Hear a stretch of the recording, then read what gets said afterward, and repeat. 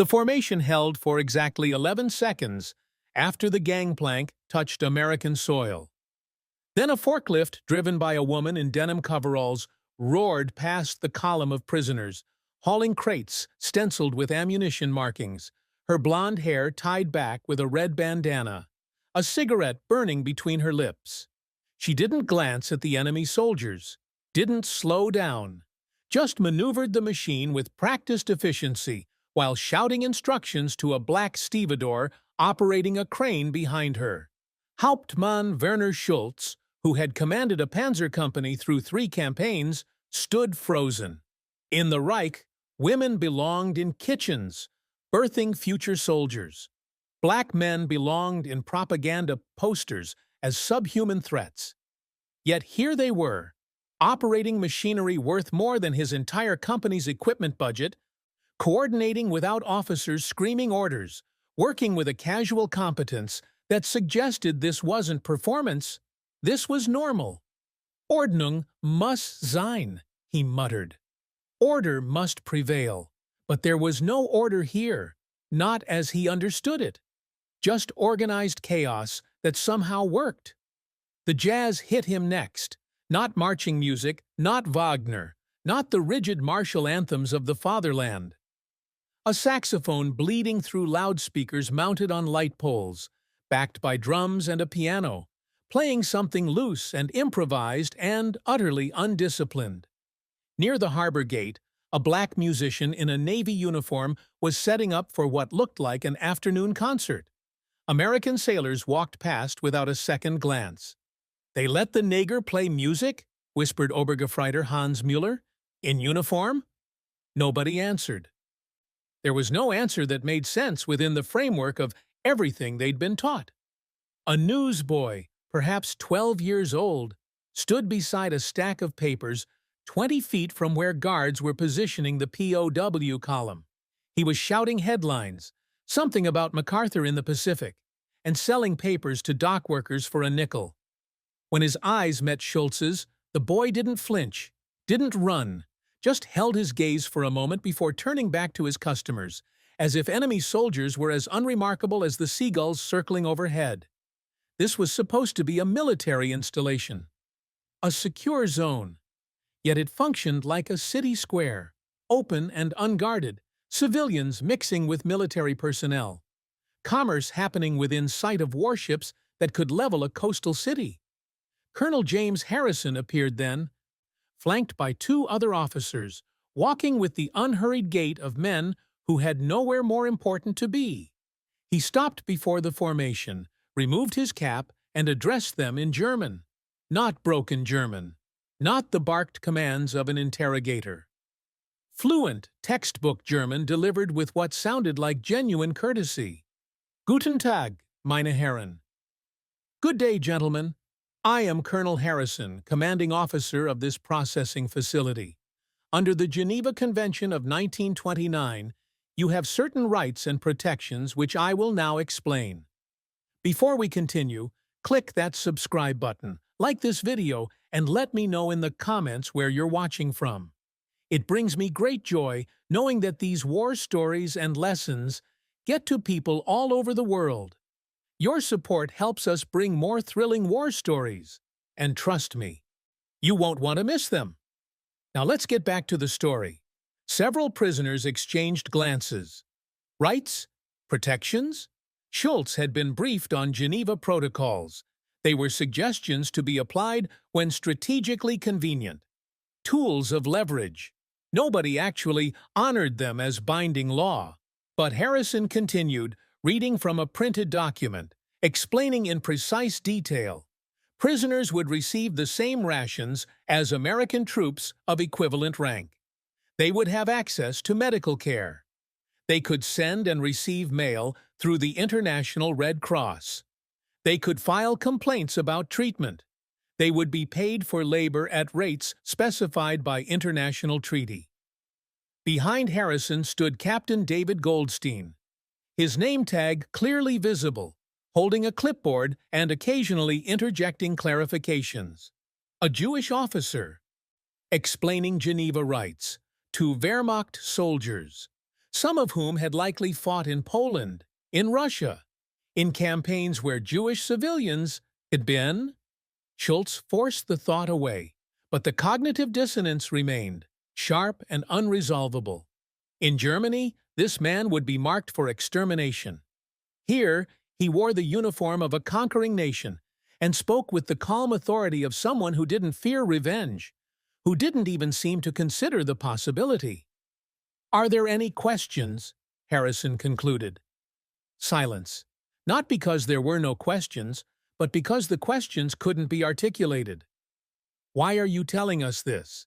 Why does that woman have authority over machinery? Why is that black man trusted with industrial equipment? Why aren't you afraid of us?" "Very well," Harrison said. "You'll proceed to medical inspection. Then to your first meal. Welcome to the United States." Welcome. The word hung in the humid Virginia air like something from another language entirely. The medical tent smelled of antiseptic and fresh canvas. Schultz removed his torn uniform shirt as directed, revealing the shrapnel scar across his ribs from Tunisia. An American medic, young, perhaps 22, examined it with professional detachment. "This hasn't healed properly," the medic said through an interpreter. "We'll clean it, apply sulfa powder, and monitor for infection. You'll receive penicillin if needed." Penicillin, the miracle drug. German field hospitals had received perhaps a dozen doses total. American medics spoke of it like aspirin. At the next station, a black medical technician was drawing blood samples for routine health screening. He worked efficiently. Treating German officers and enlisted men identically, his movements practiced and professional. When Schultz's turn came, the man met his eyes briefly, neither hostile nor deferential, just the neutral acknowledgement of one professional to another. In Germany, such contact was Rassenschande, race defilement, legally prohibited, culturally unthinkable. Here, it was military routine. Schultz watched as the technician labeled the vials, filed paperwork, and moved to the next prisoner. Nobody stopped him. Nobody questioned it. The American officers overseeing the process didn't even seem to register the racial dynamic as noteworthy. They don't see it, Schultz realized. Or they do see it and don't care. Which is worse? The mess hall broke whatever remained of ideological certainty.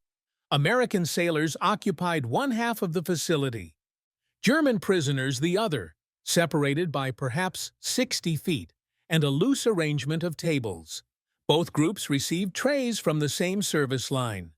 Both got the same portions of meatloaf, mashed potatoes, green beans, bread with butter, and coffee with real cream. The Americans ate with the casual disinterest of men who expected decent food. They talked, laughed, argued about a baseball game crackling through a radio in the corner. They paid no attention whatsoever to the enemy soldiers sharing their dining facility. Muller, sitting beside Schultz, stared at his tray. "This is what they feed prisoners? This is what they feed everyone," Schultz replied quietly. A sailor at the nearest American table stood to get seconds. He walked past the German section, without a glance, refilled his coffee, and returned to an animated discussion about whether DiMaggio or Williams was the better hitter. The emotional rhythm that had begun with disbelief, moved through confusion, now arrived at something approaching awe. In Germany, strength meant domination. Order meant rigid hierarchy. Mercy was weakness to be exploited. The strong devoured the weak. That was the natural law. But here was a nation feeding its enemies the same rations as its own soldiers, treating wounds with expensive medicine, employing women and minorities in positions of responsibility, operating with a casualness that suggested absolute confidence, not in cruelty, but in something else entirely. In Germany, mercy meant weakness. In America, mercy looked like confidence. Schultz set down his fork, appetite gone, mind reeling. The propaganda had prepared them for American barbarism, for Jewish manipulation, for racial chaos leading to collapse. Nobody had prepared them for this, A nation so secure in its power that it didn't need to prove anything, so confident in its principles that it extended them even to enemies who would have shown no such courtesy in return. The strangeness wasn't the abundance or the technology. The strangeness was the ease. And for the first time since his capture, Werner Schultz felt something he hadn't expected to feel on American soil. Not fear, not hatred, but a terrible, creeping doubt about everything he'd been taught to believe. The train wasn't a boxcar. That alone violated every expectation. Passenger coaches with cushioned seats, windows that opened, overhead luggage racks still bearing advertisements for Coca-Cola and Lucky Strike cigarettes. Guards sat at intervals, rifles across their laps, but they seemed more interested in their own conversations than in watching men who had nowhere to run at 60 miles per hour. Schultz claimed a window seat as the train pulled from Norfolk, heading west into the American interior. Within minutes, the strategic madness became apparent. Factories didn't hide. The Bud Company plant in Philadelphia displayed its name in letters 20 feet tall across the main building. Through the windows, prisoners could see production lines assembling what looked like aircraft components. The parking lot held hundreds of workers' personal automobiles, a luxury reserved for high-party officials in Germany, here apparently available to factory laborers. "They're not even trying to conceal it," Mueller said, pressing his face to the glass. "We could count production capacity, identify supply chains." "For what purpose?" Schultz interrupted. "To report to whom? We're prisoners watching a nation that doesn't care what we see." The train slowed, approaching Washington. Union Station sprawled before them, its grand arches filled with civilians and soldiers moving in organized chaos. On the platform adjacent to theirs, an American family said goodbye to a young man in Army uniform. The mother wept openly. The father shook his son's hand, then pulled him into an embrace. A teenage girl, sister probably, handed him a wrapped package. Public affection, public emotion. No stoic steel, no rigid discipline. Just families being families, visible to everyone, including enemy soldiers watching from behind glass. At the newsstand, headlines screamed from a dozen papers. One clearly visible read, "Roosevelt's War Strategy Questioned by Senate." Another, "Labor Unions Threaten Strike Over Wages." "They print that?" Mueller whispered. "Criticism of their leader? During war?" A teenager bought a paper, tucked it under his arm, and walked away laughing with his friends. No fear, no consequences, just free people reading free press. Through Pennsylvania's industrial belt, the abundance became almost obscene. Steel mills operated around the clock, their blast furnaces turning night into artificial day. Company towns sprawled for miles, not barracks, but individual houses with front porches, gardens, garages, laundry hung on clotheslines. Children played in yards. Electric lights blazed from every window as if electricity cost nothing. At a stop in Harrisburg, documented in rail logs, the platform revealed another impossibility. A work crew repairing track, composed of white, black, and what looked like Mexican laborers, working under the supervision of a foreman who directed them without shouting, without threats, with what appeared to be basic human respect. A worker opened his lunch pail, examined a sandwich, tossed it aside, and pulled out another. The casual waste, food discarded not because it was spoiled, but because he simply preferred something else, struck harder than any propaganda film could have. The bewilderment that had defined Norfolk gave way to curiosity. Prisoners pressed against windows, studying this alien civilization. Some took notes, documenting details for reports they'd never file. Others simply stared, trying to reconcile what they saw with what they'd been taught. By the time the train crossed into Texas, the emotional rhythm had shifted again. Not to acceptance, that would take longer, but to something approaching quiet respect. This wasn't weakness pretending to be strength. This was strength so absolute it didn't need to pretend at all. The landscape opened, vast and unguarded, as the train rolled toward Camp Hearn and whatever strange revelations awaited there. Camp Hearn sprawled across 720 acres of Texas scrubland, rows of whitewashed barracks arranged in geometric precision, under a sky so vast it seemed to mock the concept of confinement. Schultz expected deprivation. He found something worse: comfort. The barracks weren't punishment cells. Each building housed 24 men in iron frame beds with actual mattresses, cotton sheets changed weekly, and footlockers for personal belongings. Hot water flowed from communal showers morning and evening, flush toilets, electric lighting, screened windows to keep out mosquitoes. "This is better than our barracks in Dortmund," Muller said, testing his mattress. "Before the war, I mean." The tension that had carried them from Norfolk began to crack. How does one remain defiant in the face of indoor plumbing? Within a week, the contradictions compounded. The camp canteen sold soap, cigarettes, chocolate bars, writing paper, even musical instruments.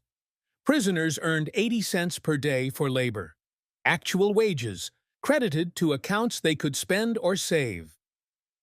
The camp library held over 2,000 books, including German-language volumes shipped by the Red Cross. Someone had carefully curated collections of Goethe, Schiller, Thomas Mann, banned authors in Germany, available to German prisoners in Texas. Schultz found himself in the library on his fourth evening, holding a copy of All Quiet on the Western Front. Remarks, a pacifist novel, officially suppressed by the Reich since 1933. An American officer, Captain Bernstein, was restocking shelves. "You're welcome to check that out," Bernstein said in German, his accent carrying traces of Berlin. 2-week loan period. "You're Jewish," Schultz said, not an accusation. An observation seeking understanding. "I am. And you treat us like—" Schultz gestured at the library, the books, the impossible normalcy of the conversation. "Like human beings?" Bernstein smiled without warmth. "That's what we do here. It's not complicated." But it was. It was profoundly, destructively complicated. The mess hall served the same rations as American military installations: meat 3 times per week, fresh vegetables, bread, butter, coffee. When Schultz mentioned he'd been a baker before the war, the camp commander arranged for him to work in the kitchens, earning additional wages and learning American baking techniques. A Jewish captain teaching German literature. A former Wehrmacht soldier baking bread for American officers. The categories that had defined reality were dissolving. The medical clinic administered the final shock. Schultz reported with an infected cut from work detail, expecting minimal care. Instead, Corporal Washington, a black medic with gentle hands and professional efficiency, cleaned the wound, applied antiseptic, and bandaged it with the same care he'd show anyone. "Keep it dry for 3 days, Washington instructed through an interpreter. "Come back if you see red streaks. That means infection spreading." Schultz nodded, mute. In the Reich's racial hierarchy, this man was classified as subhuman, suited only for labor and eventual elimination. Yet here he was, trusted with medical knowledge, treating enemy soldiers with competence that suggested years of training. "Thank you," Schultz managed in English. Washington smiled. "You're welcome. That's what we're here for." That night, lying on his comfortable mattress under electric light, listening to someone play accordion in the recreation hall, songs from home. Permitted by American authorities who apparently didn't fear German culture, Schultz confronted the fracture spreading through his worldview. The Nazi doctrine was absolute: strength through domination, order through hierarchy, purity through elimination. Mercy was weakness. Diversity was chaos. The strong naturally ruled the weak. But here was a nation drawing strength from diversity, maintaining order through consent rather than coercion. showing mercy not from weakness, but from a confidence so deep it didn't require justification. The tension of arrival had given way to shock. The shock was settling into something more dangerous: reflection. What if everything they'd been taught was not just wrong but backwards? What if Germany's strength had been weakness all along? The accordion played on, familiar melodies in an alien land. And Schultz closed his eyes against questions that had no safe answers. December 1943 arrived with unseasonable cold that turned the Texas scrubland brittle and brown. The camp commander announced that local churches had requested permission to send Christmas packages to the prisoners. "It's a trick," Muller said. "Propaganda. They want photographs for the newspapers." Schultz said nothing. By now, he knew better than to predict what Americans would do. The packages arrived on December 23rd.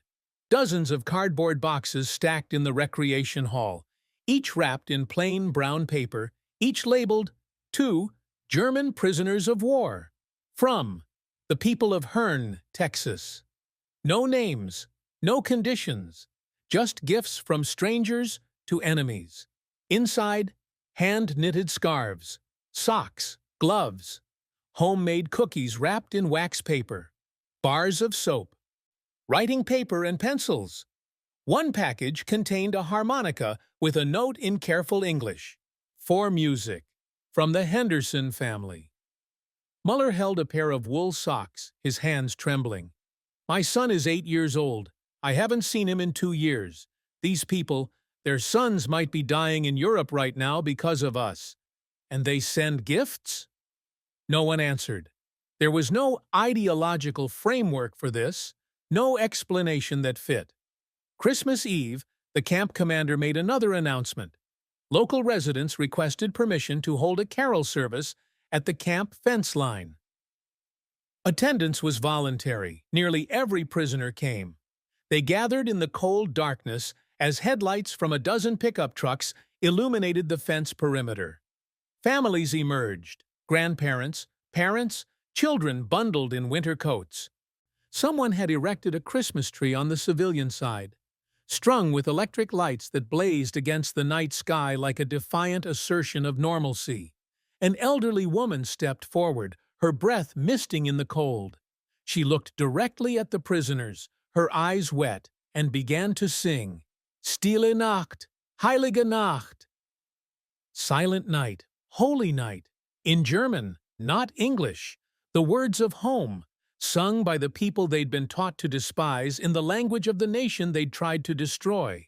Other voices joined, not perfect German but earnest, mothers and fathers, some with gold stars in their windows signifying sons lost in combat, singing the song of peace to men whose armies had killed their children. Schultz felt something break inside his chest, not his ribs, something deeper. The iron certainty that had carried him through 3 campaigns, through capture, through the cognitive dissonance of American captivity, it shattered like glass. Muller wept openly. Others followed. Hardened soldiers, veterans of Rommel's Africa Corps, men who'd survived artillery barrages and watched friends die, stood behind barbed wire and cried while American families sang them Christmas carols. When the song ended, a woman, perhaps 50, her face lined with grief, called out in broken German, "Frohe Weihnachten! God bless you! Merry Christmas! God bless you!" Not "God damn you," not hatred, not vengeance, just grace. An American chaplain stepped forward then, speaking through an interpreter. "We are all children of God. Tonight, we remember that even enemies can choose peace." The disbelief that had characterized their arrival, the shock of their treatment, the reflection forced by daily kindness, all of it culminated in this moment of surrender. Not military surrender. That had happened in Tunisia. This was the surrender of ideology, the collapse of the mental framework that made the world comprehensible. As the families packed up their trucks and the electric tree winked out, Schultz understood the revelation that would haunt him forever. Hatred was easy. Hatred required nothing but fear. But grace required strength beyond anything the Reich had taught. Grace required a confidence so absolute it could afford mercy. Grace was the ultimate power, and these American families, standing in the cold to sing German hymns to German soldiers, possessed it in abundance. Germany had built its strength on cruelty, but America had revealed something stronger: the incomprehensible, devastating power of human decency. The prisoners walked back to their barracks in silence, carrying gifts from strangers, forever changed. The transformation didn't announce itself. It came in quiet moments, accumulated over months, like water wearing stone. Schultz read through the camp library systematically, not for entertainment, but with the desperate focus of a man rebuilding a collapsed worldview.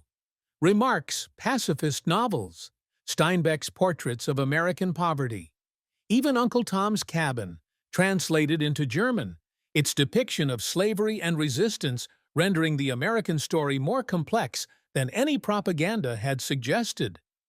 They let us read their criticisms, he noted to Muller one evening, their failures, their hypocrisies, all documented, available, discussed openly.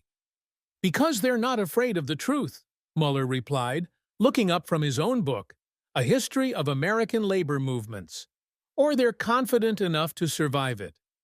The awakening was intellectual at first, abstract. Then the daily realities made it visceral. Sergeant Williams, a black guard from Louisiana, supervised work details with quiet authority. He didn't shout, didn't threaten, just gave clear instructions and expected them to be followed. When Schultz's work crew completed a fence repair ahead of schedule, Williams nodded approval. Good work, men. Dismissed early. Men, not prisoners, not enemies, just men.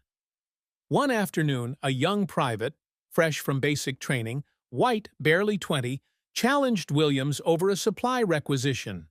The disagreement was brief. Williams produced the proper paperwork, explained the regulation, and the private apologized. A black sergeant correcting a white subordinate, both operating within a system of rules that applied regardless of race. The hierarchy was based on rank and competence, not melanin. Schultz watched the exchange from 30 feet away, his entire understanding of social order quietly detonating. The empathy came harder, earned through accumulated human contact. Corporal Washington, the black medic, treated a burn on Schultz's hand with the same gentle efficiency he'd shown before. This time, they talked. Broken English and broken German, creating something communicative. Washington had a daughter, 3 years old. He showed Schultz a photograph. A little girl in a white dress, smiling gap-toothed at the camera. Beautiful, Schultz said. She is, Washington agreed. That's why I'm here, building a better world for her. The words landed like artillery. This man, classified as subhuman by Nazi doctrine, was fighting for his daughter's future with the same motivation that had driven Schultz to enlist. Same love, same hope, same humanity. How many men like Washington had German soldiers killed, dismissed as inferior, not worthy of consideration? The question burned. Captain Bernstein organized discussion groups. Voluntary, no attendance required. Prisoners gathered to debate democracy, capitalism, individual rights, not as propaganda, but as genuine intellectual exchange. Bernstein challenged their assumptions, answered their questions, treated their ideas with respect even when disagreeing. In democracy, Bernstein explained one evening, power derives from consent. The people grant authority to leaders, not the reverse. It's messy, inefficient, often frustrating, but it prevents tyranny. It also prevents greatness, a prisoner argued. Decisive action requires decisive leadership. Does it? Bernstein replied. America built the most powerful industrial economy in human history through messy democracy. Meanwhile, decisive leadership led Germany to ruin. Which system actually produces greatness? No one had an answer. The conviction settled slowly, reluctantly, like a man accepting an unwelcome diagnosis that nevertheless explains all his symptoms. The Reich had been wrong, not partially wrong, not misguided. Fundamentally, catastrophically wrong about the nature of human society. Power could coexist with equality. Strength could coexist with mercy. Order could emerge from freedom. Late one night, Schultz wrote in his journal, words he'd later expand into the memoir that would document this transformation. We came as soldiers of a superior race. We leave as students of a superior idea, that human dignity is not granted by the state, but inherent in existence itself. This is what we could not comprehend. This is what defeated us more thoroughly than any army ever could. The re-education of the heart was complete. What remained was deciding what to do with it. May 1946. The repatriation ships departed from Norfolk Harbor, the same docks where Schultz had arrived 3 years earlier, expecting vengeance and finding something far more dangerous to his ideology. The men boarding those ships were not the men who had disembarked in 1943. They returned to a Germany in ruins, cities reduced to rubble. Infrastructure destroyed. The economy shattered. The Reich's 1,000-year dream had lasted 12 years and ended in apocalypse. Everything they'd been promised, glory, prosperity, racial supremacy, lay buried beneath the ash of total defeat. But the men who returned carried something unexpected, a blueprint for resurrection. Schultz returned to his bakery in Dortmund, or what remained of it. Using techniques learned in Camp Hearn's kitchens, he rebuilt not just the business, but the philosophy behind it. He hired based on skill, not party affiliation. He paid fair wages. He treated employees as partners, not subordinates.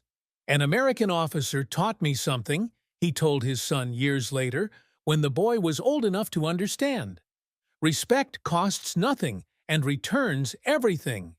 Muller became an engineer in the reconstruction effort, designing housing using principles of efficiency and dignity he'd observed in American worker communities.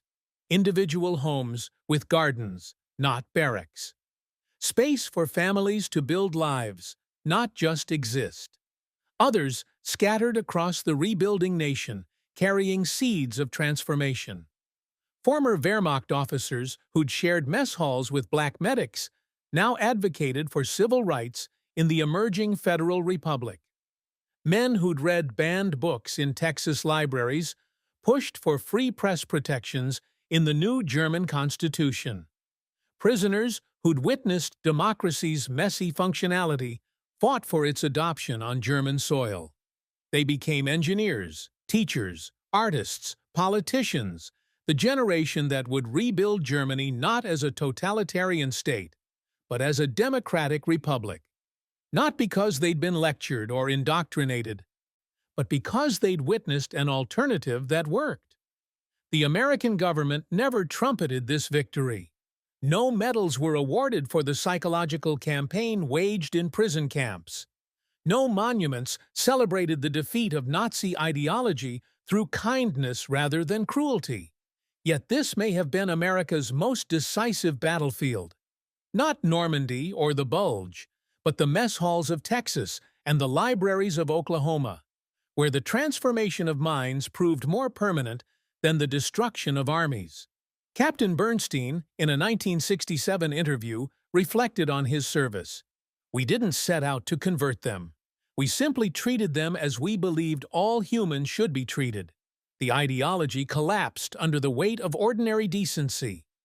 Sergeant Williams returned to Louisiana, faced Jim Crow segregation, and fought for civil rights, his service having proved that dignity knew no racial boundary. The contradiction between his treatment of German prisoners and his treatment in his own country became fuel for the movement that would finally force America to live up to its own principles. The electric Christmas tree, the banned books, the black medic treating wounds, The Jewish officer teaching literature, the wages earned, the gifts received, the grace extended. These weren't tactical decisions. They were the natural expression of a society that, despite its profound imperfections, held at its core a revolutionary idea that human dignity transcends nationality, race, and even enmity. Schultz died in 1989, weeks after the Berlin Wall fell. His memoir, published decades earlier, had influenced a generation of German leaders. In his final interview, he was asked what he learned in captivity: that the strangest sight in America wasn't their wealth or their machines, he said. It was the mirror they held up, showing us not who we were, but who we could become. They came as conquerors in chains and left as witnesses of freedom. The strangest sight they found in America was themselves reborn.